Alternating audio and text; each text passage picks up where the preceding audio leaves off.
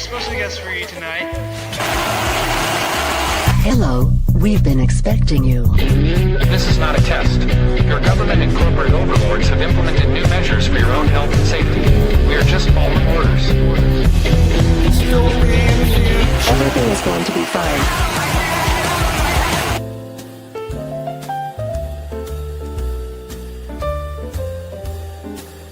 I'd like to introduce... Welcome, sir. Yes, Last sir. ride. What's going on, man? Yeah, Last do you ride know- until Freedom Fest. I was going to tell you, did you want to like kind of update everybody, let them know what's going on? We'll talk about it at the end because Natalie's our special guest, so we want to bring her up as quickly as possible. I think, right? We'll talk about it at the end. How's your How about week? It's good, man. I'm excited. I'm so excited to talk with our guest today because we got so much cool stuff to talk about. Like, it's going to bring up so many nostalgic memories from like childhood and stuff. So I'm really excited. How about you? Well, then, no further ado. You can just bring her in. I'm How was excited your ride? because I mean, it was great talking with Natalie and Clayton last time, but now to get to talk with Natalie kind of one-on-one, get to cover some of the Gen X Michael Jackson stories we have kind of planned, and we're going to be all over the road tonight, but we're going to do a good solid hour, and it'll be a fun final ride. So let's do it. I love it, man. Yeah. Without further ado, Natali Morris of Redacted News. Hi, Hello. Natalie. Nice to see you. Hi, welcome. Thank you for the Nice to invitation see you. back. We didn't alienate much for you coming.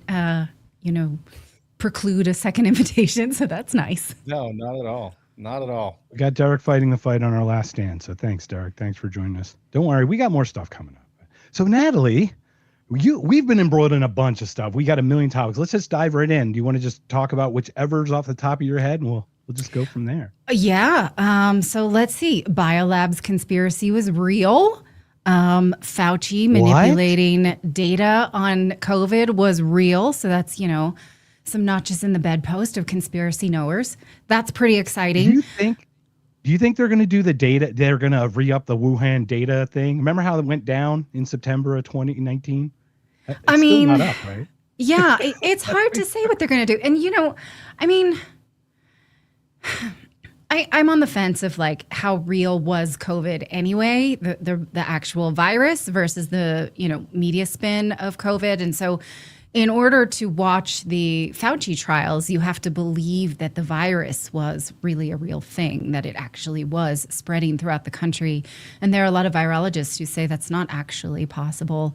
So I'm watching it. There's just so many questions, and I'm pessimistic that we'll get real answers. For instance, the lab leak at Fort Detrick, in 2019, and the sudden respiratory virus in Maryland in July of 2019, we don't really get answers about those bits, but they were real.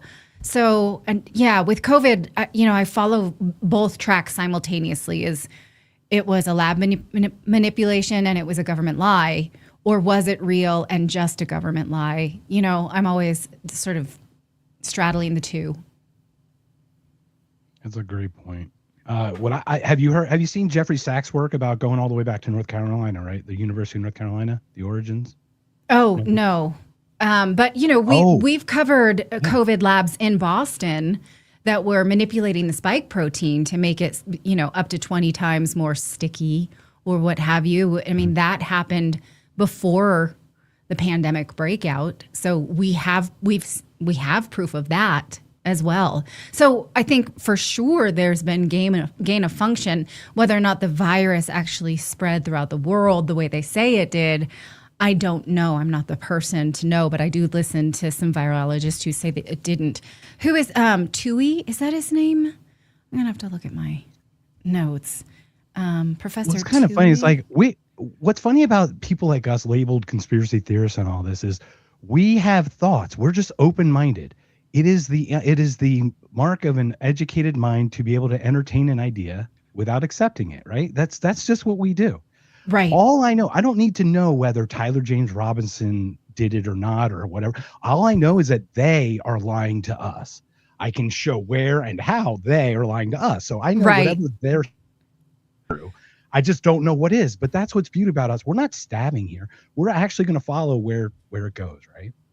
Yeah, sometimes in our line of work, all you get are the lies, and you never actually get the truth. And so then you're left to fill in the blanks. And a lot of times that's what's hard about this line of work that we do is we have to admit we know where the lies are. We're not exactly sure what the truths are that fill them. And so the questions remain. And usually the questions are the answers. So for instance, why would Anthony Fauci try to manipulate this data to show that it was not plausible that COVID was a lab leak when he knew that there was gain of function research on COVID, on coronaviruses? He knew that. He knew that gain of function was continuing despite Obama's ban on it. He knew that. He knew about various lab leaks. So the question is, did he do that to cover his tracks because COVID was a lab leak on his watch? That's the question, that's the whole. But now, I mean, aren't we past, didn't it expire now, the opportunity to prosecute? So that came and went, didn't it? I'm not sure because statute on the congressional hearing, I think, but one of them did expire this week. Yes. Yeah. And then, is the crime ongoing? Is there anything, that can be proven from when he left office? And these are the questions that, legal minds can answer. Is it worse that the academic manipulation? Because that is fraud. The worst thing was the mob mentality of this thing. Yeah. Once again, I don't know if you're familiar with like suicidal empathy. I call it's Gad Saad's kind of statement about. Are you familiar with that statement? No. What is what it is I just say in plain terms, they just weaponize our compassion against us. Yeah. To the point where we are literally so bubble wrapped that where's all the liberty and everything, because we have no freedom because the being contained is what's safe, right? Right. And it's telling that no Democrats showed up to the hearing today for the CIA whistleblower, who is a current CIA employee who put his neck out there to tell what he knew was manipulated government conclusions. And Democrats are like, no, don't hear that, don't see that. And it's astounding. What is the narrative that they are playing to by being absent? That COVID was necessary, that the pandemic we did our best, that lockdowns were just fine, that vaccine mandates were just fine. I mean, I did a piece a couple years ago because I just go crazy bananas when people say, well, we just didn't know any better. Yes, we did. I mean, I didn't, but I can search the literature now back to the 70s that says that young children shouldn't wear masks all day, that, school lockdowns harm children, that, yes, we did know. There's a lot of things we absolutely did know. That the 6 feet apart did nothing, alternating school attendance didn't, that kind of thing. Like, yes, we did. I can't abide it when people say, well, we just didn't know. And I think that's the problem is they just can't handle the backlash of this because they're tied to it. But does nobody remember that Donald Trump initiated Operation Warp Speed? I know. What? Yeah. I mean, he watches TV. Does he not watch Dallas Buyers Club? Oh my God, that Fauci guy. Oh my God, he's the bad guy in this movie. Maybe I should continue him as the head of my health organization. Yeah. Literally the top paid government official, right? Right. Yeah. I mean, we can't, let Trump off the hook. And I think he said, I remember him saying like, personal choice and everything, but get the vaccine, whereas Democrats' line was no personal choice. You're getting the vaccine. So we can give him a little bit of wiggle room, but like, why was this federal funding used towards this? Why, didn't they listen to virologists who said you can't vaccinate your way out of a pandemic because it will mutate? Why? The questions just continue to go on. And like I said, I just do not ever accept we didn't know any better. Absolutely. No, and I think the reason that you have Democrats not showing up to that stuff today too is because it's almost like they don't care what, and this goes for both parties. They don't care what people think of them. They're gonna ignore this whole situation and just try and get it to go away as quick as possible. and by not showing up and by not playing into it, it gets out of the news cycle faster, at least in my opinion. I guess so. I mean, yeah, I suppose, because their voters will not hold them to account, and they had a mass exodus of voters in 2024. They just sort of have sat with their jaws open as Trump makes mistakes to recapture some of them. They've done nothing to deserve any return voters. So yeah, why bother? Why show up? Why do your job at all? Can I ask you about the whole Trump thing? Because this is what I think happened. Everyone keeps talking about this coalition that existed, and I don't see that in the slightest. All I saw was the left me. That was like the leading phrase. First was like Elon got booted, then this guy, then that, and they took these groups with them. It was the Democrats throwing people off of their boat, literally into the water. Where else are they going to go? To the other side. What a shock, because we have a binary, ridiculous system, right? So this coalition that's fracturing was never a coalition to begin with. We were just fed up with men beating up women in sports. And you know what I mean? And just lying to ourselves, right? Right. And so how now do we talk to ourselves for having supported Trump in that way? Even if it was reluctant, even if it was very much, I felt like I needed to vote against the Democrats. I needed that to happen. For the first time in my life, it was a big middle finger, and it felt really good to do that. And I don't have Trump derangement syndrome the way I did during his first term. But I very much knew that he had upped the drone strikes in Somalia, that he had launched the vaccines, that he had not drained the swamp in his first term. And in fact, I knew that he was not going to push Israel. But I did think, and that, bullying Zelensky meeting, which I loved every minute of it. I thought, yes, this is what I voted for. Great. I'm getting it. I think slap that fool around. I think that was an act in hindsight. I honestly think I was like, Zelensky's this weird actor. I don't know. The dude's slimy, man. The dude's Zelensky, so slimy. I don't or Trump. Yeah. Yes. No, Zelensky. 100%. Did you see the Tucker interview with the woman who was like not his yet press secretary? No. Okay. I'll shut up then. I'll be quiet. Okay. But I mean, I know Zelensky's, this is not news to me that he is a Death Eater. So that would not surprise me. I was off the Zelensky popularity right away when it was like, you can't say anything against this man. I was just repulsed by him immediately. Napoleonic beyond belief. He gave me Manuel Noriega vibes. I'm like, oh, that's the next Noriega we have to remove. Okay, I get it. Well, did we have to remove Noriega? Was that really ours to do? Wasn't that Panama, right? Yeah. Isn't that what we did in Panama, right? So we installed him, didn't we? I thought we did. He was close friends with, I can't remember which, Bush? A CIA head. I don't think it was Bush. Yeah, definitely. Else. Well, yes. Remember, Bush Sr.'s name was Poppy, and not because he was a father figure. What do you mean? Because, are you insinuating? Okay, so Bush Sr., Uh-huh. Is it Herbert Walker, right? Yeah. His nickname's Poppy in the CIA, because of poppy seeds. Poppy. Oh, okay. I thought you meant it was a gay lover term. No, it's not because he's like a father. It's like because he's literally like from the poppy seed. Yes. Not like Poppy, okay. Cuba and all the other places in middle America or anything. So. Oh, okay. I'm a Spanish speaker, so when we say Poppy, it's like a. That's what I mean. I didn't want to confuse you for sure. All right. So, now we lost Jake for a second. So, all right. So I know the next thing we're gonna have to get into is Michael Jackson here, but I hope we didn't lose Jake. So let's talk. Okay, so let's talk about this. If he comes back. I don't know much about your voting history. So I'm a grade A neocon who had a "Hey Saddam, this Scud for You" T-shirt, enlisted in the military at 17. Oh. I failed my medical on the last doctor. I went through the 3-hour physical, but I had a real bad car accident at 13. In hindsight, thank goodness. Yeah.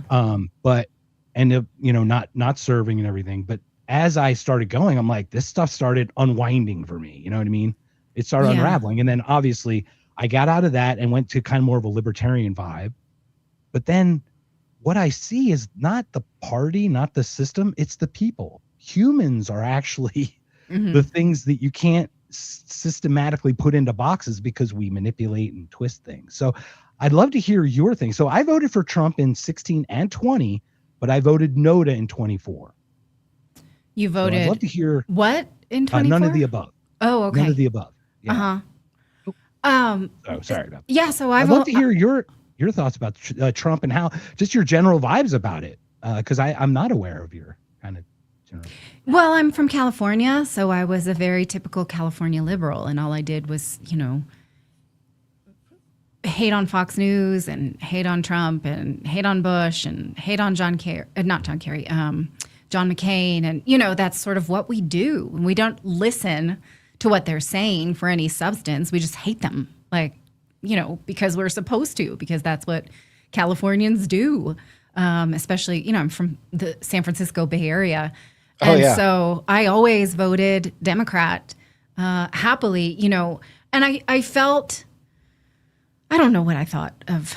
My first vote was Al Gore, and voting for Obama, I felt like the first time, I felt for the cool factor, and he was anti-war. He was one of the few to vote against the wars abroad. And so I fell for that. The problem is I didn't see that he was a neocon too the second time around and voted for him again. And I wish I had, I missed that he was a murderer. I mean, he had Tuesday kill clubs where, Mossad was basically sending him baseball trading cards of who are we going to kill today. And he would sign off on it. And his White House chief of staff, Kathy Remler, is in the Epstein files saying, I'm getting a special award from the CIA. Why would the White House counsel get an award for the CIA, from the CIA? Because she was facilitating that. Like whatever Mossad was sending up for us to go and murder, we would just do it. I didn't know the stories of Bradley Manning at the time. I missed it. And then, I didn't vote for Trump. I was very much like, do you know what the Pantsuit Nation is? There was this whole feminist movement of women who were like, this is our moment. Was that the hats too? The hats too? That was after. The Pantsuit Nation was like the voters who were going to vote her into office were feminists. And I've since... That's Kamala's new party, I think, the Pantsuit. Yeah. And I've since soured on feminism too. But at the time, it was just like, you're a liberal. This is what you do. You speak this language. So I voted for Hillary. Again, I missed what she had done in Libya. I didn't think much of it. I didn't know, how she had tortured Iran. That 10-second footage of her having an orgasm when she hears that Gaddafi was murdered. Yeah, it's awful. That is one of the most disturbing. If that's not real time, just absolute disturbance. Is that he came, he saw, he died one? And then a cackle. Woo! Yeah. The cackle. Oh, while she's sort of getting mic'd up. She's competently evil. That's what's dangerous about her. She's actually competent. Yeah. Well, I will say too, I think Gore was my first vote in 2000 because I graduated in 97. So I was later I met Bill Clinton when he was running for re-election, but I couldn't vote for him. So yeah. Gore was my first. But to your point about souring on feminism, I don't know if you've seen Andrew Wilson's wife, Rachel Wilson, wrote an amazing... I read her book. Yeah. Okay, good. And she's been on our show. My wife. What does she think? She's halfway through it, but so far, there's a lot of things that, again, adjacent. I didn't have that viewpoint growing up, but a lot of things that I think women in our generation kind of grew up just assuming. And I heard Rachel on Rogan's show when I first heard her. I was on an airplane. I listened to the whole thing, and I was like, I bought the book on the plane and had it sent to I was really surprised it was so short, but it has it's not missing anything. It has everything it needs and not missing anything. So I gave it to her as a gift, and she really enjoys it so far. It's really upsetting.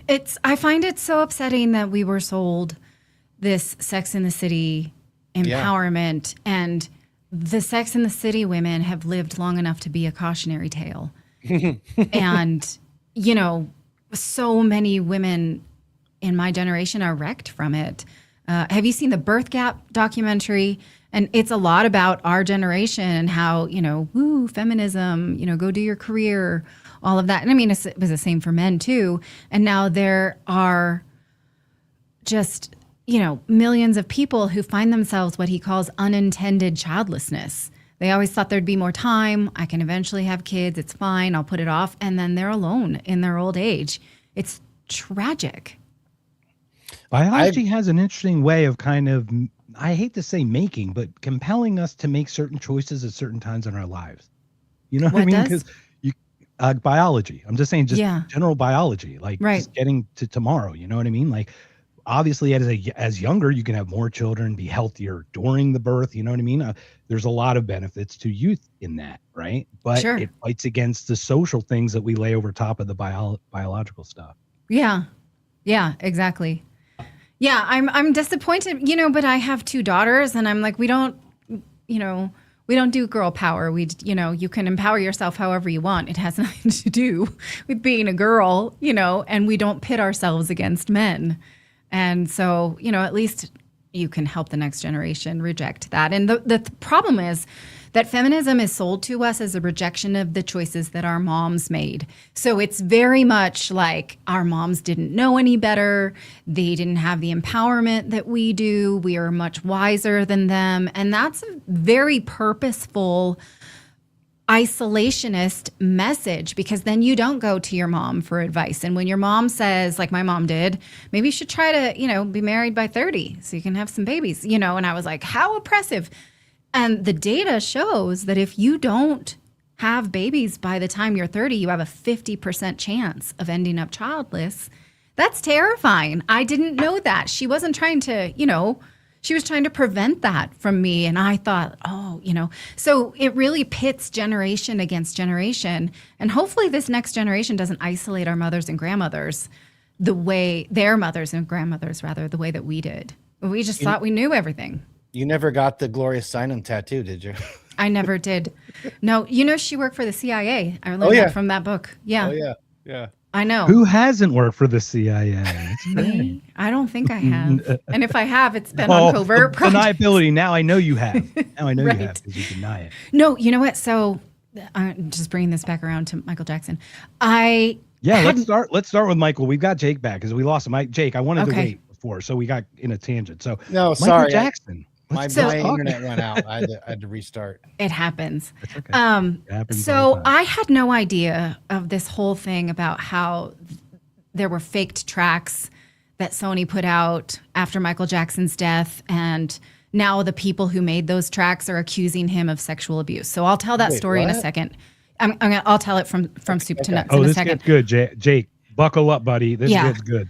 So my complicity in that is that when I left CNET in 2011, I had a new baby and I just lost my job.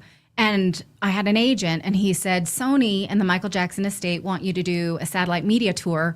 So what you do, what this is you sit in a room and then you go live in Boston, and then 20 minutes later you're live in Albuquerque, and then you're live in San Francisco, and then you're live in Chicago. And you do the same spiel for all these local news stations, basically the morning shows. And what my job was to talk about going to michaeljackson.com, getting his new music and uploading user content for a new music video that they were going to put out. So I didn't realize the estate and, Sony were basically like selling counterfeits, and they were trying to get around this whole. So anyway, that was my small part in this. So when you talk about being complicit, I didn't know. So I'm assuming they had the masters, and they were just manipulating music to make other songs and then release them as. I'll tell you the story. Okay, here's the story. And if you, there's a great documentary called Faking Michael by a guy in Australia who is in the music business, and he knew right away as soon as he heard these things. So, okay. Let's just start from Michael Jackson's death in 2009. It was June 25th, 2009. 2 days later. Was that long ago? I know. It feels like it was yesterday. But anyway, 2 days later, one of his very close family friends named Eddie Cascio applies for a copyright on some music. 2 days later. Now, the Cascio family has just in the last month come out and said Michael Jackson sexually abused all 5 of us. the Casio family was his really close family friends. He would stay at their house often in New Jersey. It was someone that befriended him when he was at a hotel and was like, come meet my family. Michael Jackson, he was looking for a lot. I don't know what he was. I'm putting words in his mouth. But anyway, he was close to this family and stayed with them a lot when he came to the East Coast. And there are videos of him playing with them. They defended him to the death. They defended him until his death to the nines. When he was accused in 1993 of sexual assault and when he went to trial for sexual assault in 2005, the Casios were all over the media. Absolutely not. He could not do this. We spent our childhood with him. We're close to him. So after he dies, 2 days later, one of the Casios files a copyright. Then they go to Sony and they say, we have unreleased tracks that you can release. We have 12 of them that he recorded in my basement. And we'll sell them to you. So they got a really high-powered Hollywood lawyer to sell them these tracks to Sony. Jeez. The tracks then get to Sony. There's 12 of them. And they give them to producers and like, okay, let's use these. And then these we had when he recorded this one in New York and this one. And, they had a massive catalog of unreleased songs, but they also had these Casio songs. Immediately, people in the business were like, this is not him. This is not right. None of his trademarks are there. He had microphone bleed a lot. He would listen. He had his headphones too loud and it would bleed into the microphone. The part in the movie where he's like snapping and clapping is true. He never could stay still when he was at the microphone. So his sound engineers always had to take that out. And the song is called, you'll have to listen to it later, that was released. It's called Breaking News. And it's lame as F. It's really lame. And the opening line is, everybody wants a piece of Michael Jackson. Oh, and my God. He would never sing his own name like that. No. He just never what? did. He sang about himself in the third person. What? Right. Never. So they were like, I've never heard. Okay, this is weird. We don't think that this is, valid, but the Casios were Michael's closest friends, so they couldn't have. But they said, oh, actually, it sounds like a guy named Jason Malachi, who was a well-known artist who sounded like Michael. And they're like, we're pretty sure this is Jason Malachi, but this is weird. Why would his closest friend say this? So it goes through, all of this litigation. The litigation is separate. So his family hears it, and his mom is like, absolutely not. This is not Michael. You can't release any of the Casio songs. We've heard them all. They're all garbage. That's not Michael. His nephews, his brother Jermaine, his people who had worked with him in sound engineering and recording for decades were like, we're not really sure. But his lawyer had cut a deal with the Casios that they had to use those tracks. Why? I don't know. Why would they do that? Man. Yeah. Every time it's the lawyers. It's his estate. It's John Branca, who's in the movie. Yeah. Extremely, problematic character. So they go forward. They release them. There is a fan outrage. And I didn't follow this in 2010. I had just had a baby, so I kind of missed this story. That's the litmus test right there. What do the fans think? They were furious. Yeah. Furious. And so it gets to a point where the lawyer releases a statement saying, look, we have forensic experts who said that this was it. Before they had even done that, when the sound engineers and the family was pushing back, they had a meeting. They asked the Casio, and the other guy, I can't remember his name, is married to his sister, the brother-in-law. So it's the Casio family, and said, can we have the raw files? And they're like, that was destroyed because Michael liked his vocals so much that he asked me to destroy all the outtakes. Okay, well, do you have his handwritten notes on the songs? Destroyed. Do you have any other backups, any other pieces of this? Because his songs were always really stitched together with a lot of elements. Yeah. We have nothing. They have nothing. And they said, well, a lot of our experts don't really believe this. Would you be willing to take a lie detector test? No. And so Sony goes forward, releases 3 tracks on the album, and the fans are furious. It gets to a point where a fan litigates. A fan in California, her name's Vera something. She's like, I'm going to make them prove it to me because this is consumer fraud. It's the same as if I bought Cheerios and got, something else. Smart. We are defrauded. Yeah. And I don't know much about this woman. Vera Sargova, I think is her name. Let me see. Well, Milli Vanilli only offered me $1 for my Columbia House tape. Right. Baby, don't forget my number or whatever. Yeah. I don't know how I didn't see any of this story at the time, or I don't remember any. I know it was highly buried because like we lived through it. We should have known this, but we were not entrenched in Michael Jackson communities, right? Her name was Vera Serova. Anyway, and I think the media buried this story largely. I mean, Oprah had the Casios on and said, there's a lot of controversy about this song. What can you tell us? And Eddie was like, I can tell you it's him. But at the same Oprah's time, a plant. Trust me, yes. bro. Gave her way too much credit today. Yeah, I got to call you out on that. I'm going to we'll talk. What in a did I second. say Go about ahead, her? please. I don't remember. Anyway, okay. Well, you just said she was like on the forefront of things, and she absolutely was.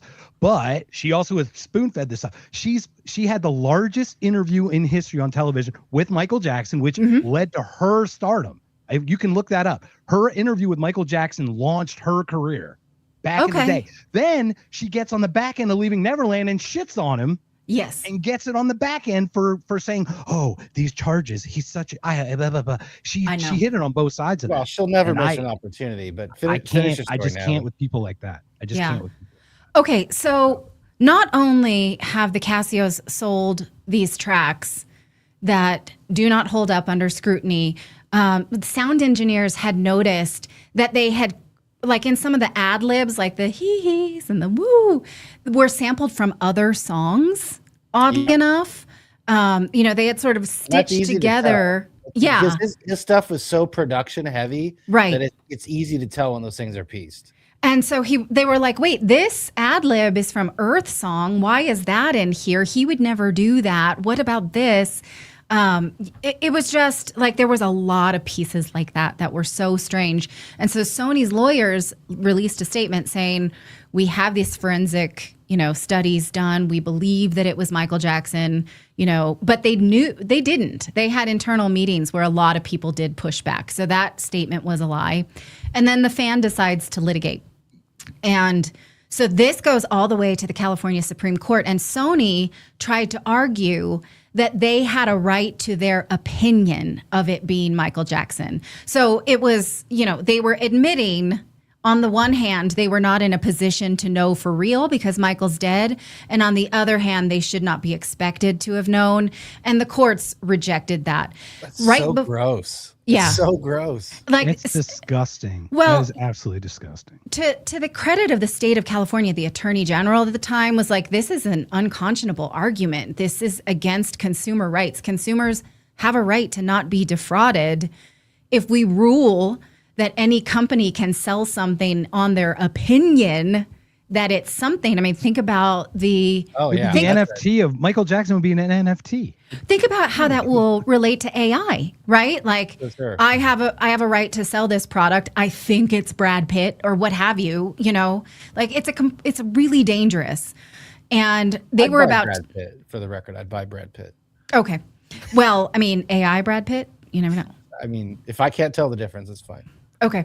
You already scammed me 3 times this year. Last year was some Nigerian prince. The year before that, it was Gwyneth Paltrow. It was really weird. I keep getting scammed. Damn you, AI I have Brad an open Pitt. heart, I guess. That's not right. But by the way, Oprah Winfrey, Michael Jackson, February 10th, 1993, drew 90 million worldwide viewers. It's still one of the largest interviews in the history of that. And what she did in Leaving Neverland after that, I thought was so evil. I just thought it was so bad that she took it back into that. Yes. But, Completely unconscionable. And that movie is full of holes, chock full of holes about their accuser. So anyway, in the same way that the Casios are now. So right before the ruling came out, now oddly enough, the Michael Jackson estate paid for the legal fees of the Casios, which was so weird because the Casios had defrauded the estate and Sony. So Sony and the estate were victims of fraud. Why would they be paying the legal fees? I don't know. I don't have an answer to that. I wonder if that's part of the settlement is that they have to pay the legal fees. Well, the Casios never had, their feet held to the fire. It's illegal to forge art. The FBI has an art fraud department for this very reason. So it was never proven, but The artist who most people think it is, Jason Malachi, has never denied that it's him singing. And again, the Casios never took a lie detector test. So right before the Supreme Court ruling, the case was settled, and Sony and the Michael Jackson estate removed the fake songs. And so that A&R guy got fired real quick. Right. And so that's how that ended. But there was never really, justice for Michael Jackson other than the fact that these tarnished songs were removed from his legacy. So then, now in the last month, all 5 Casios have come out and said we were victims of sexual abuse. Oddly enough, again, they defended him until his death, and then the next day, 2 days after his death, filed a copyright. They also have sold things at auctions for big money, such as his underwear, a bottle of pills that he left at their house, a statue his kids had given to him, said world's best daddy, like personal items. One of them wrote a book called My Friend Michael, in which he again completely denies that Michael Jackson could ever be a sex abuser. And then, they, in 2020, after leaving Neverland, they decide, you know what, this is really bad for the Michael Jackson estate. We're going to claim sexual abuse too. We want a big settlement, or else we're going to be the next accusers to come out. So for whatever reason, and I don't know why, the estate gave them a settlement of $16 million, which would be paid out, between the years 2020 and 2025. I can speak a little bit to the settlement stuff, though. Liz Taylor told Michael to pay off the $20 million when he paid off that settlement. The Chandler. Remember that part? Yeah, the Chandler one. And he said, I do not want to do it, but she said it's just gonna blow over. It was just an absolute strategic mistake. It was like the worst mistake actually, because it created that. Well, there were other reasons. There were other reasons for that. Yes. Right, there were. And we could definitely talk about that. But I know that was part of that whole thing, is he was not interested in making payoffs. He really a lot didn't. of these people are now paying things off just to shut people up. And that accuser was drugged. His father was a dentist, and he decided to pull a tooth and give him strong sedatives in order to get a confession, because the boy had been denying it all, for months. So it's a guy, and there's one who divorced his parents, right? That's the same one. That's the same one. Oh, that's the same one. Okay. Mm-hmm. Yeah, he was drugged for that confession. Yeah. He denied it up and down until his father was a complete piece of trash. Yes. Yeah. What we know. At least. Yeah, I'm comfortable. He's dead, and I'm pretty comfortable saying that. So anyway, the Casios. Their settlement money dried up in 2025, and then, the movie is a big hit. The estate has a lot of money. The Michael Jackson, the movie, the musical, the Cirque du Soleil show, everything is, charting again. And suddenly now, they want more money. They're making brand new accusations, and they have no proof. It's just their word. They sound like the worst kind of opportunists. Like, just whatever comes their way. From your story, it's like whichever opportunity we have to just cash in, we're gonna do that. And that is like the lowest kind of person to me. I mean, look, it's possible that all 5 of them are remembering new allegations. Sure, that's possible. You're being quite charitable. It's incredibly unlikely, because they have such financial interests. They have already been caught defrauding the estate. Yeah. They have already cashed in on their friendship, and their credibility issues are just mountainous. So I don't know how but it's, the credibility of every Michael Jackson accuser has had these same issues, not exactly the same, but there's always financial incentive, shifting stories, conflicts of interest, and their witnesses are always people who owe Michael Jackson money or stole from him. I've had the honor, like I mentioned, I had a 3-hour podcast, 2 hours, 45 minutes, something, with Taj Jackson. Michael's oldest nephew, about the allegations. This is back in August 2020.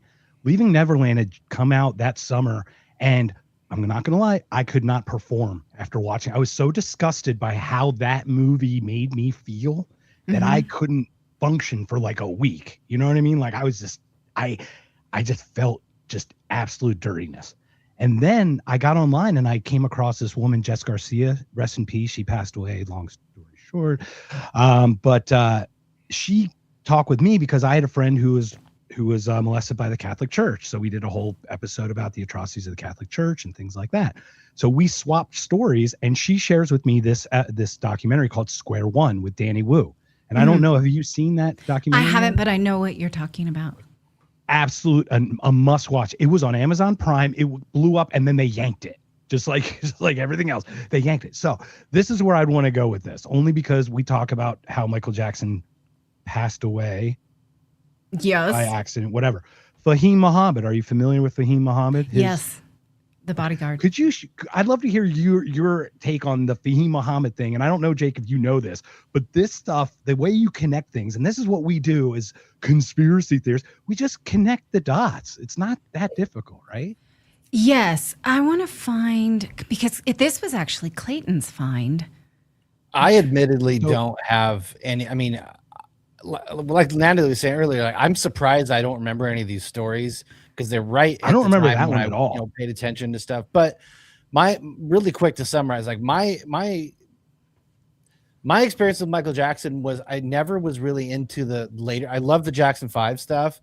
It wasn't music that played in my house. I had to kind of go out and find it. Mm-hmm. And I really loved the Jackson 5 stuff. Other than the big hits that he had on his solo stuff, like I really didn't get into any deep cuts or anything like that. But I grew up in Ventura, California, which is right near Santa Barbara.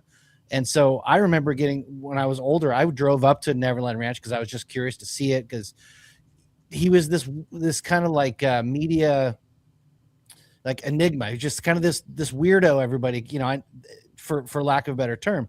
And so it was fascinating in that regard, but I never really followed the stories much. And I will say that it's, other than making jokes at that time, because they were easy punchlines to make, like, I don't know anything about this until I saw some of these documentaries. And to Mark's point, like, they didn't pass the sniff test, so to speak. And I'll just say that, in my opinion, when it comes to these types of quote unquote scandals, there's more to it that obviously that I don't know, but I will say that the music, and like, people still listen to, I still listen to Michael Jackson music. Mm-hmm. I still listen to Jackson 5 music. People don't listen to R. Kelly. People don't listen to some of these other artists that have been accused of things. Their streaming numbers just fall off. But I think the truth is in the fact that his music is still listened to. And I think the majority of people don't buy it. Even if they don't know why they don't buy it, they don't buy it. So that's my 2 cents. Yeah. Yeah. And a lot of this, I think, is purposely suppressed because, of course, a story about, Sony being scammed and putting out fake music.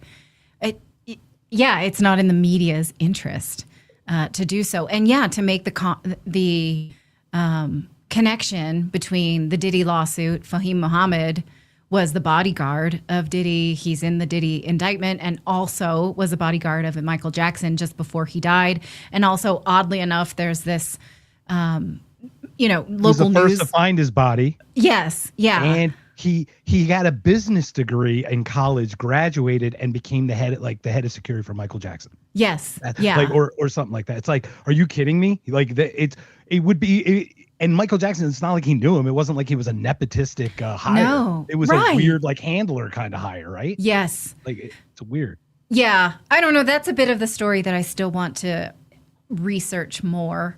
Who was he crossing and whatnot. I think having spent the last few years studying the Epstein files, it's wild to me that the FBI can have emails where people are saying, great, a new Brazilian girl, she's 9, let's get on that. Okay, there's some new things that we're going to do tonight. Like, did you, treat her rough? Did you do this? Like, they have enough real evidence of pedophilia and, sex crimes. And they sat on that. And then you think of how the government went after Michael Jackson. His arrest warrant was issued in the same day as his search warrant. The family that were the accusers were incredibly unsavory, and they just were documented liars. They had just defrauded JCPenney's out of a big lawsuit. You know, I can't believe the government used them as their main witness, but they built a case around them. And yeah, the fact that he had the book thrown at him and Epstein walked free, I can't reconcile that. I just can't. Well, that's why Epstein's walking free is they pin it on people like Michael Jackson, who honestly are in the industries that are doing all the satanic ritual stuff. Right. I mean, let's not kid ourselves. Hollywood and music, Kanye exposed it too. Yes. Kanye got, MK Ultra'd by Pasternak, right? His trainer, whose uncle wrote Dr. Zhivago. What a shock. I don't know he wrote this like one of the bit. Oh my gosh.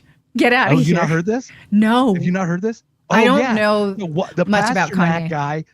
Yeah, so the guy who tweeted, it was his trainer or whatever. His name's Pasternak. He tweets him, I'm gonna take your kids away from you, whatever. He's like part of the MK Ultra thing because his uncle is tied to CIA. His uncle wrote Dr. Zhivago, and Dr. Zhivago was a psyop to get people to feel this weird feeling about Russia or whatever, like Dr. Zhivago was about, to get people nostalgic. It was like a psyop movie. It's Mark, you are manufacturing channeling consent. your inner Kurt Metzger right now. I'm just wow. I know. I didn't know that about Dr. Let us Zhivago. connect with Kurt. I don't enjoy that play. No. Kurt world is different than our world. We cannot go into Kurt world. We won't get out. It's like, it would be like Minecraft. That's like with true. one block. You just wouldn't. That was one of my favorite interviews you've done, Natalie, is the interview with Kurt. That was amazing. Oh my gosh, he was all over the place. Yeah. And great. Yeah. Well, he and I and Michael Jackson all were raised Jehovah's Witness. So that's another sort of connection that I have to this story, is that I do understand an inability to really function normally in the world if you have been, and also if you've been raised a Jehovah's Witness. I was not raised famous, so that was something else, and I can understand how he would seek out these normal friendships with people who were maybe not in the business and, like, oh, can I just hang out at your house and be normal? And, that's not to excuse some of the oddities that I don't behave that way, like this need to have children around. I don't want other children around. I have 3. That's enough, but there's a lot of psychological things with Michael Jackson. Sure. Yeah. That I'm not excusing or explaining. I'm not attempting it's not excusing any of the stuff. It's just, is he a criminal child pedophile? Right. And no. I would argue no. In my extensive research on these cases, I could not find proof that he is a pedophile. And you probably know in the 2005 trial, they found adult magazines that were like Hustler, Playboy type collectibles. And the boys that were accusing him had gone in his room when he wasn't there and looked through all his magazines and stole alcohol and threatened the chef with a knife. And they just were really bad kids.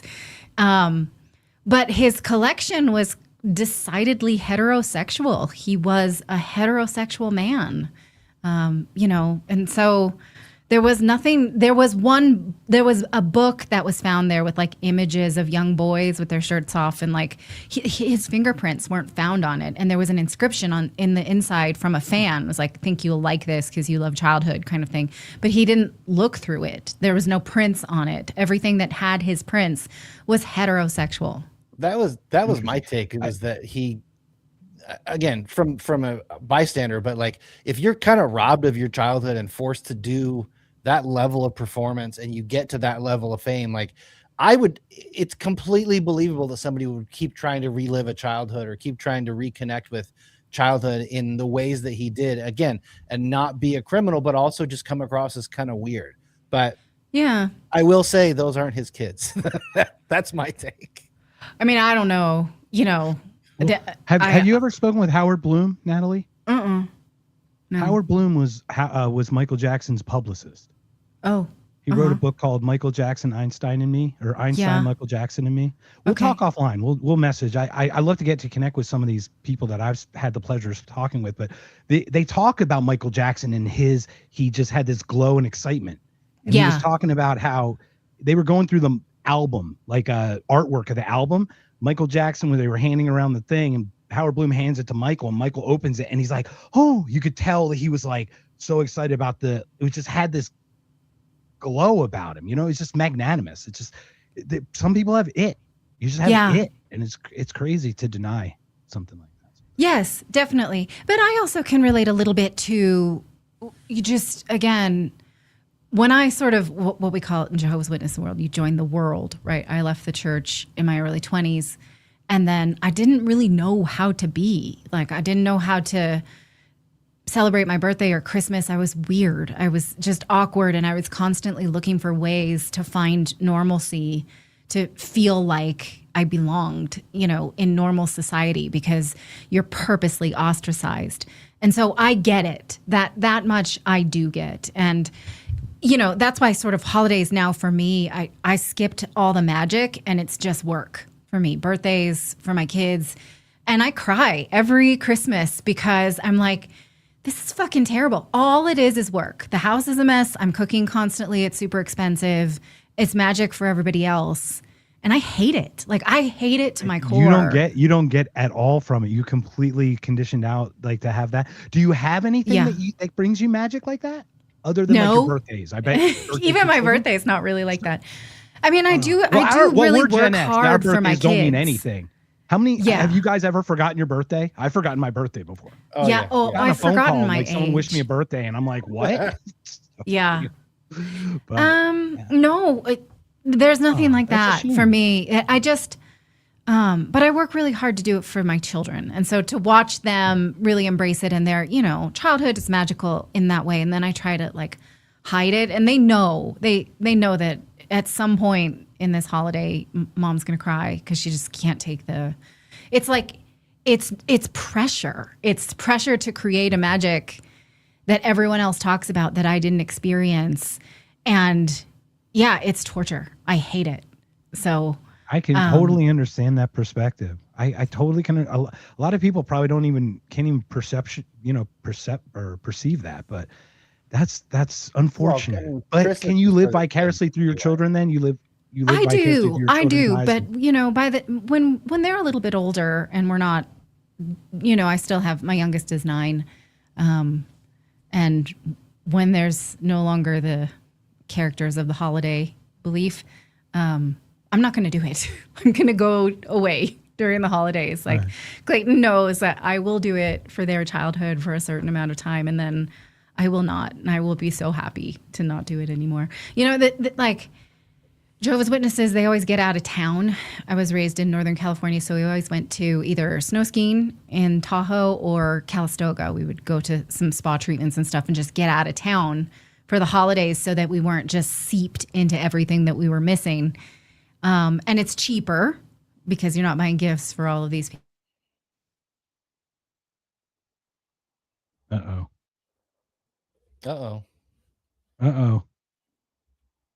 Oh no. I'm glad I'm not the only one. Oh no. Come on back, Natalie. I'm glad I'm not the only one. My internet took a... I know yours did. Mine did last week, the week before. Well, we'll let her unfreeze. Perhaps she can jump back on here. So Jake, man, last show. This was awesome. No, this was amazing, man. This is good. I had a couple clips pulled, but I don't even care if we don't get to them. Yeah, I mean, I let's do it if we get Natalie back. Do you want to hit him now, or did you want to get Natalie's feedback on him? No, I was just gonna add too. Like, I don't know how you feel about Christmas, because I know you don't have any kids, right? So it's like, for me, Christmas is I have mixed feelings on it. Like, it's all about, to me, it's a kid holiday anyway. It's like so's Halloween. Halloween's a kid holiday. You'll never catch me putting a costume on as an adult and going to a party. Like, if I just do that as an excuse to get drunk, I'll just go get drunk at the party. I don't need to get dressed up to go do it. So Christmas is the same way, in my opinion. And I love doing things for my kids. I like to go all out for my kids, but there's no like magic or joy in Christmas for adults. And I didn't have that experience like Natalie, as far as, being raised away from it. We celebrated Christmas really strong and very regularly. I mean, I got a new dirt bike for Christmas one year. Like, we had good Christmases, but there's a certain point where it was just like, I don't know. I don't even know when the switch happened, but now it's like, I just loathe the whole thing. All the setting up of decorations and tearing down like the whole like rigmarole or whatever you call it of doing Christmas stuff. It's like I'm over it completely. Yeah, it's kind of I mean, we're not going to end this on a bit fest, but to your point, man, my Christmases were glorious, man. They were awesome. My parents did everything. We're a German family, so very traditional Lutheran. So we do Christmas Eve. So we do dinner and then do all the presents Christmas Eve and then go to sleep and then wake up with everything already. What's that? Yeah, all that stuff, right? And it was great. And on paper, my family was awesome, man. But we all have stuff that we don't know that we don't know. You know what I mean? Till we kind of pick at the scabs a little bit. And the stuff that I uncover is like, whoa, right? So I don't have any of the family stuff. Like my parents are the most amazing people in the world. But like it was tough with the parenting thing. Stream reboot. Welcome back. Yeah. I okay. apologize. Hi. So I'm gonna have to use laptop cam. I'm sorry. That's all right. I just told Mark I'm glad I'm not the only one, so it's fine. we're all freezing up. So Jake, you had a couple clips before we call Natalie. Thank you again for joining us here on my pleasure. If by Whiskey. Could you share us a little bit your social stuff so we can get a hold of you? And then Jake has a couple clips, and then we'll call it a night. Thank you again. Sure. Yeah, it's Natali Morris. There's no E on Natalie on X, and then Redacted News on YouTube or whatever platform you'd like to watch us on. And I can vouch it's a hell of a show with amazing production value. But like, I've had people come over that kind of don't watch it as regularly as I do. And I'm just going to say, like, they walk in the room and they go, especially some of the stuff Clayton covers, and they'll watch it and they go, man, he does not give a fuck, does he? I go, nope, no, he doesn't. Open your mind when you watch this, guys. Don't fight it. Just let it be. Let it kind of like conscious. Let it flow through you, like you're meditating. Let the words flow. You don't have to catch anything. Just let them talk. Listen. Right. Good. Although when we go to social engagements, I'm like, no 9/11 talk tonight, honey. No aliens. Don't say Tower 7. Don't say Tower 7. Don't ever say Building 7. That's Clayton. That's Clayton's white whale is Building 7. Yes, I swear to God. Have you guys had Clint Russell on yet? Yes. Yeah. The Liberty Lock Pod. Yeah, Liberty Lock Pod. Yeah. He's so good. He's amazing. Yeah. We had him on. Yeah. We've had him on before. I think we're going to see him hopefully at Freedom Fest and try and get him to come on. We're going to do a live panel show there. So cool. But I had this interesting clip because he did an episode yesterday, I think, where he was talking about kind of how everybody's throwing the word fed around and how, everybody just labels somebody a fed. And the problem is it's kind of like, crying wolf. It's like, there's some people who really are, and it's not beyond, comprehension to think that we're not having people, compromise media space by getting in and trying to do these, astroturf, stories or whatever you call it. Just the same thing with, like, was it Gretchen Whitmer getting kidnapped, and most of them were all FBI agents, like that kind of thing, right? However, the term being thrown around quite a bit, and he kind of covered this a little bit, but I digress. The whole thing that I wanted to show was the way that he was talking about Nick Fuentes, and I've got really mixed feelings about him too. But I just wanted to share this and catch at least Mark's opinion, but yours especially too, now that you're with us. Okay. But give me a second. Let me pull this. All right. This is always the track that the political class will take. They did it with the Tea Party movement. They did it with MAGA. And then they slowly but surely brought us back to establishment conservatism. And they're doing the same thing with America First. And if you pay close attention, this was the whole Tucker Carlson MO. He brought me on the show, wrapped his arms around me and said, hey, look, I'm going to listen to this kid who's got all these problems. And ever since we did the interview, he goes on every other show and says, I tried to talk him in off the ledge and get him to stop being an anti-Semite. He hates women because he's afraid of women. Oftentimes what I see Nick doing is he takes what could be sincere, genuine differences of opinion, which I think are sincerely held by Tucker Carlson, Dave Smith, myself, a whole bunch of other people, Ian Carroll for that matter, and he extrapolates it into us trying to steal his movement, trying to take away his I don't know, his platform, whatever he's built, whatever he's created. We're trying to use it for our ends and discard him. No, the reason I played that specifically is because Dan Bilzerian is, as you know, going after Randy Fine, and Dan Bilzerian is the one who's like throwing around the word Fed when it comes to Nick. And Clint wasn't trying to defend him, but he was like, this is why people are saying this about you. So go ahead. I'm curious what you think. Well, I don't know. I try not to get too involved in this war of the brands. Sure. I was watching David Icke recently because there's some things that That's Nick definitely Fuentes- part of it. The war of the brands is definitely part of this. Yeah, For sure. yeah. Like, do you support Candace Owens or this? And there's a lot that she says that I want her to, say that. Fine with that. And then if she says something I don't like, I'll just not like it. I'm not going to not like her. That's fine by me. And that's that her defense of Harvey thinking. Weinstein, by the way. You and I need to talk about that offline. Maybe we'll have a podcast about that. Okay. someday. Yeah. So I think that, I don't have a sense of like, are people feds or not, but I was listening to David Icke recently and he's like, don't follow people, follow ideas. And, you don't have to like somebody's all around, just see if what they're saying makes sense and take it or leave it. That's what you have to do. And so this loyalty to brands, it's not good for us. It's really not been great for us because I think that people mistook our rejection of the Democrats as a full-throated support for Republicans, which it was not. And that's a Hunter S. Thompson thing. I was very when you have a inspired two-party system, they can set it up that way. You know, if you're not this, you must be the 180-degree opposite of exactly what you're just against. It's like, come on, man. So reductionist, I was happy for Republicans in 24. And there was a lot about that movement that I liked watching, this sort of rebirth of masculinity and, a lot of it. But it's just never good for anybody to just choose your information by brand. And so I don't have a problem with Nick Fuentes, the person. Sometimes he says things that I may or may not agree with, but I don't know him.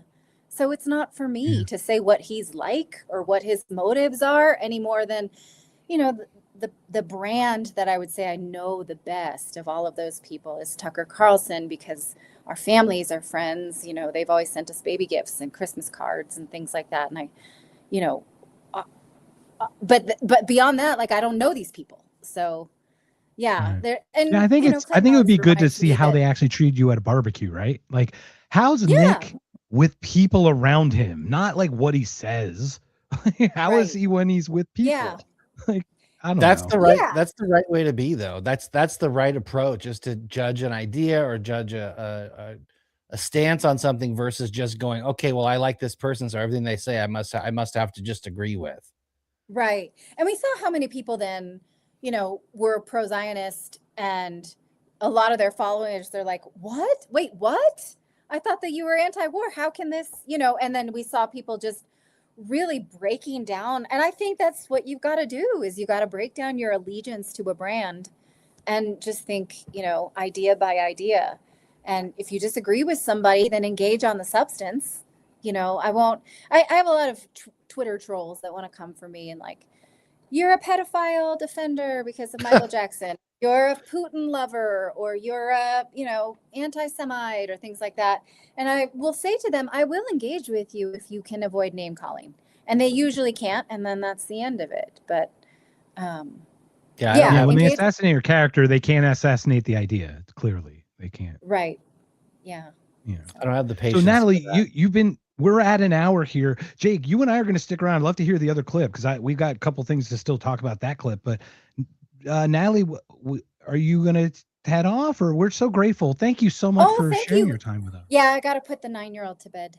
So no, thank you so much for coming on. We appreciate it. Thank you. Our final show, and it was so great. Thank you. You really sent us off with such a great send off. What do you mean your final show? You're ending your show? We're sunsetting If by Whiskey, actually. This podcast. I'm continuing mine called Knocked Conscious, which is going to be much more spiritual. I had a near-death experience, out-of-body experience. I could talk starseeds. I can talk past life regression. We have a lot of things to talk about in a different way, like very Ike stuff. But Yeah. Jake and I collaborated on this for it's been 6 months, Jake, if you could believe it. We did 6 months together. And it's just And one now of these Mark's things where breaking I'm up with kind of me. losing the focus on both, trying to juggle both. And so I'm It's going to kind of hard. go a little, and it's getting this politics stuff. It's a little, I'm kind of over it a little bit. Cause like the I get people are it. the same, it's Yeah. the human condition that hasn't changed. That actually is the oil or the fly in the ointment. And I don't mean that in a bad way, because it's also the beauty of the human condition that makes, art and music. So it's just what life is. And, we just have to manage it. So. All right, gentlemen. Anyway. Well, thank you for inviting me Thank on. you It was so fun much. to chat. Thanks very much. Have a great day. Talk to Natali you. Morris of Redacted Okay. News, everybody. Take care. Bye. Thank you. All right, Jake, let's finish. Okay, so yeah, the Nick Fuentes thing. Have you seen people be a certain way, disappear for a bit, and then come back very different? Yeah, No. I mean, and also the Remember when dude's Jon young. Stewart did the thing about the COVID thing and then disappeared, and then all of a sudden had to play back, get back in line. Yeah, Remember when I he was mean, and on, also he's young. Like I give him a pass for Right. he's been in the media space for a while. He talks how many hours a day? Like he's gonna say some shit I don't agree with him. To Natalie's point, like it's not always a matter of like, oh, I like him or don't like him. I don't know the guy. Like sometimes he says some things about the America First stuff. So I'm like, okay, I'm in line with not in line, but I'm aligned with some of those ideas. But then some of the stuff about like voting Democrat in the midterm, like we don't have to go down that road, but like I'm so black-pilled at this point where like he says something like me too. All right. Well, that's the point. And to your point, it's like I'm not calling him anything or anything, but it's weird that certain things change, like the Israel stuff he just dropped, and you're like, that seems really uniquely odd considering it's such low-hanging fruit. It's always a winning argument, and he wants to win. You know what I mean? It just seems weird that for sure. Well, that was a good segue for this last clip. So yeah. So, but if I may, though, the other thing about this too is like, obviously we've changed our minds over time, but like he obviously says stuff to be provocative. But do you know about the America First thing? Is America First named after him, or did he name the show? Like, who literally coined the America First thing? Because I can understand him having an ego attached to the name and it's mine, but I'm not agreeing with it, but I could see the perception of that. I mean, it's not, I don't know who came up with it, and it's whatever it is, it's second to this one. Anyways, this one's better. Yeah, right. I'm just saying because Clint said that, right? Remember when Clinton was like saying like, he coined it, so or whatever. It's like it's his show, he named it, so of course he's like tied to it in some gatekeepy way, right? That's the first mistake. Like you can't be married to your ideas. You can't, it's cool. You came up with something that was catchy or something that describes, okay, well, as soon as you put it out there in the public, it's not yours anymore. It's like releasing a song. As soon as you put that out there, people are going to interpret it. They're going to digest and process that song completely different than you ever intended for somebody to do. It's not your song anymore. And Derek, I have no idea what you're talking about. You shut your mouth. All right, I got one more. Yes, so we got one more, man. Yeah, let's take it home on this one. And this is I really again, not to be like I don't know the guy, but I really do enjoy most of what James Lee. Some of the stuff I'm like, all right, but I really do enjoy most of what he put. But this is interesting. He's been talking about the LA mayor race and Spencer Pratt and some things I had no idea about. And again, casual passerby, why like, oh, now I'm paying a closer attention. Iceberg. Just to catch everybody up, I reposted a video of Spencer Pratt, who is running for mayor of LA, wishing Israel a happy birthday, a clip that has now gone viral with 1 million+ views on Instagram alone. Happy birthday, Israel, to 70 years and 70 more. It's almost like no matter who you vote for, you get Benjamin Netanyahu. Like, tell me, is this a humiliation ritual for anyone who wants to run for office? Serious question. Well, yesterday I dropped another bombshell, a private DM between Spencer Pratt and an LA voter. And it's, you can see here, up to 1.5 million views, where he called anti-Semitism a quote-unquote mind virus. He also accused current leaders of playing far too cute with anti-Semitic tropes. And he also promised more LAPD presence around synagogues and Chabad centers, and says that the DOJ should more aggressively prosecute anti-Semites. And boy, are people pissed at me. Bro. That That last thing looks like you hit the guy. Remember Mike Tyson's Punch Out? Ooh, Yeah, like when he gets punched in the stomach. Anyway, it's hilarious. Yeah, I mean, it's I really didn't know, and it's, I'm not even making my mind up, but it is kind of, it's like things that make you go, like paying attention to some of this is like, all right, well, I wasn't aware, and there's a lot of money from that lobby and a lot of attention and funding from that, fueling his campaign at this point, and it's like, all right, well, I'm going to pay attention a little bit closer now. But I was curious. I just Did you watch the stuff about Cop City after the whole Cop City stuff? Oh yeah. Yeah. That's the whole point, right? There's like an 85-acre facility in Georgia, just outside Atlanta, called Cop City. Everybody has heard of this probably in some weird way, but nobody knows what it is. But basically, it's training. They bring the IDF soldiers out, or they go to the IDF and they learn from the worst fucking people how to fucking control crowds. It just shows you like the level of embedded interest and the level of financial interest and how many different ways that it's woven in. And it's like, it's one of those, like, how deep does this go kind of thing. The Fed, the Rothschild started the Fed. The more I pay attention, the more I'm quote unquote noticing. Yeah. But that's all it is, man. So like, yeah, it's crazy, right? It's just unbelievable. Yeah. So James Lee is one. If James does reply to us, if we ever get him, dude, we're due a special If by Whiskey, my friend. I'm happy to jump on. If there's anyone we can talk with, I'm happy to do it.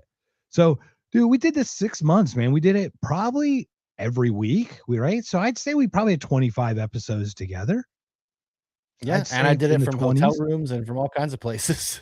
Yeah, man. So I love some final thoughts, or what you said you got some stuff in the works. I'm excited because, like, first of all, you met a mutual of ours that I had not, and you met him for sushi, what I hear, and you watched the fight together. So I'm sure we can share a little bit about that if you want. I don't know. Shout out to the homie Brent Freeman. Yeah, he came.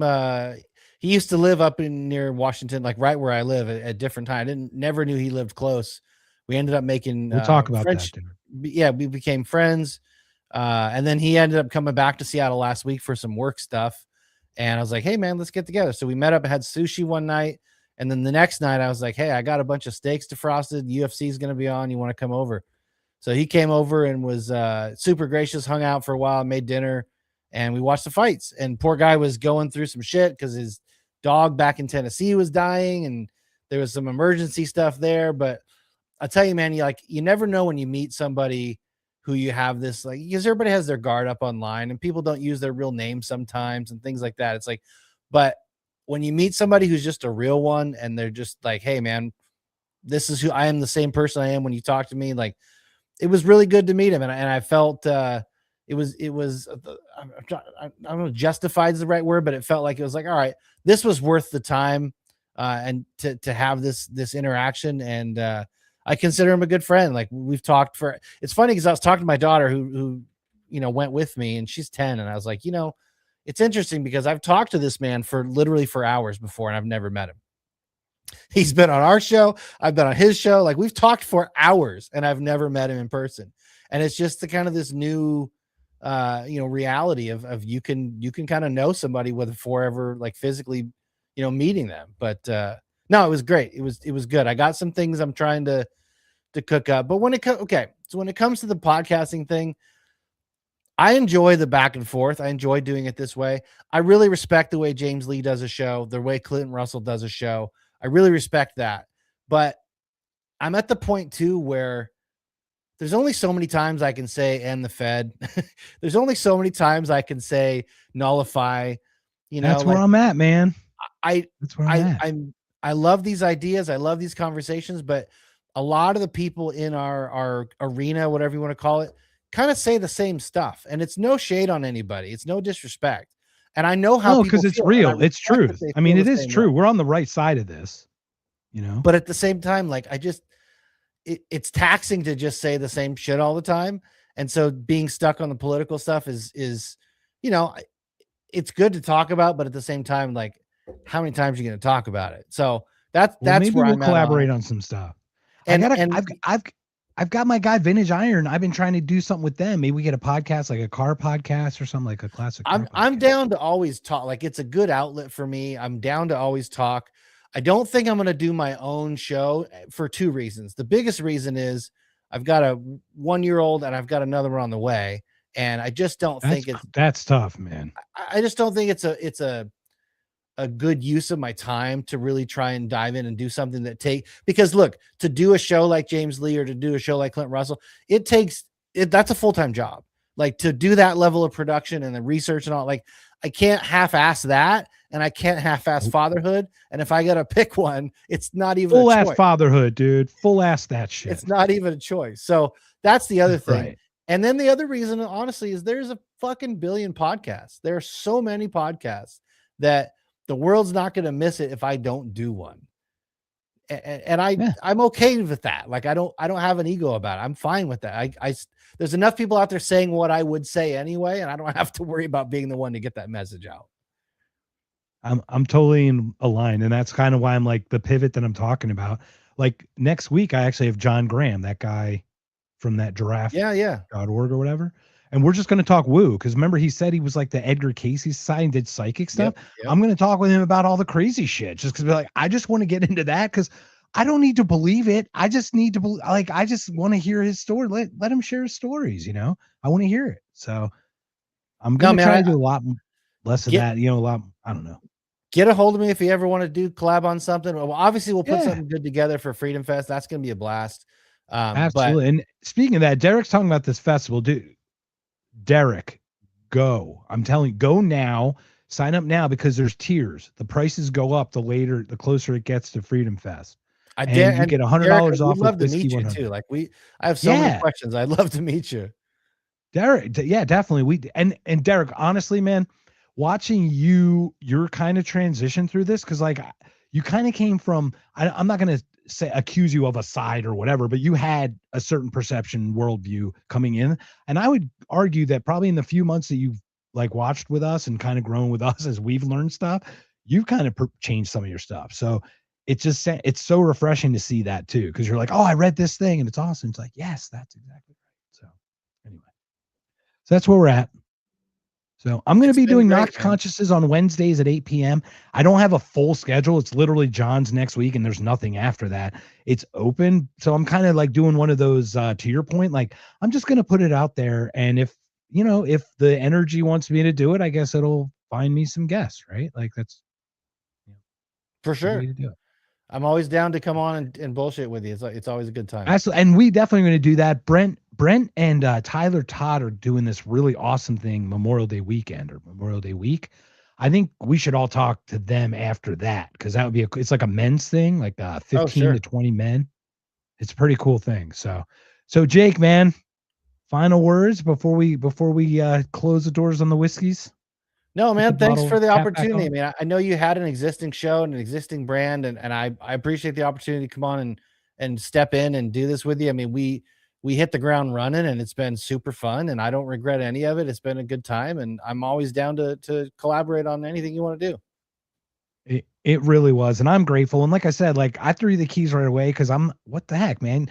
If it was like a recommendation, free got us together. So, it's like one of those things where, that thing you're talking about, Brent, I get vibes off people. Like I get vibes. Brent, I get like, when I get nothing, that it's this weird translation to authenticity for me. Sure. Like when I don't get a positive or negative. Cause like when you get positive, it can also be a weird salesy thing too. You know what I mean? Like I get like a very blank slate from Brent. And I mean that not mentally. I mean it like just in he's who he presents himself to be. For sure. No, he is. I can vouch. This is genuine. And when we meet in Freedom Fest, I'm going to look forward to that. We're going to have some dinner stuff. Dude, why don't we go to UFC? Sure. Like, let's see if we can get tickets. Cause like, we don't know. It's still TBD, but I talked to my girlfriend about it and I might do that, but we're going to see Jimmy Carr on Friday night at the Encore. So there might be some tickets there. That's a fun night. I think it starts 8 p.m. But I'm still trying to get him to come to Freedom Fest. Jimmy Carr is the only person that has a weirder laugh than Tucker Carlson. Oh, oh, oh, oh. That's exactly what I've been studying that one forever, man. By the All way, right. if you haven't watched it yet, watch the roast of Kevin Hart. That's all I'm going to say. I will do that right now. Well, I think do you want to read our final from Richie? Rich, this is your buddy doing this. Cheers to you too, Rich. His son just had his first birthday today, so. Oh, happy birthday. That's awesome. Well, thanks for Happy spending birthday to some time with Weston. us, Rich, on your son's first birthday. But get back to your son's first birthday, man. That's pretty important. Thanks, man. It's right, been man. good. Jake. All right. Well, thank you so much, Jake. Are there any final words? Anything else how to get a hold of you or anything for everybody? No, I'm at Left Coast Speed on X, and it's my only social media. And come holler. I enjoy engaging with people, and I don't have the desire to go back and forth and argue, but I do have the desire to put some ideas out. So you can find me there. All right. So, Derek, If by Whiskey podcast at proton.me. Jake and I still are in that. So shoot us an email, bro. We were talking, you said you wanted to, or knocked conscious podcast at gmail.com. So either one of those we'll get you, Derek, because we're both interested in that. So Jake, again, man, thank you so much for the awesome times. And by the way, I will say you have a way of getting guests that I just still am scrambling to even get. I can't even get guests that you already got for us. That's how. So kudos to you on your tenacity and your ability to do it, because I am obviously not, I'm mentally challenged in that way. Well, I've always stick enjoyed around, doing that. Stick around on the backside. We're going to play this outro for the final time. Guys, everybody, we'll see you guys at Freedom Fest, July 8th through the 12th. It's gonna be a banger. Everybody, take care, everybody. Bye. See you then. Thank you, everybody, for joining us on this Wednesday night. This has been If by Whiskey, and we hope you have a wonderful, wonderful evening. Subscribe to If by Whiskey. Fuck Liberty Lockdown. Subscribe to this show. No, come on!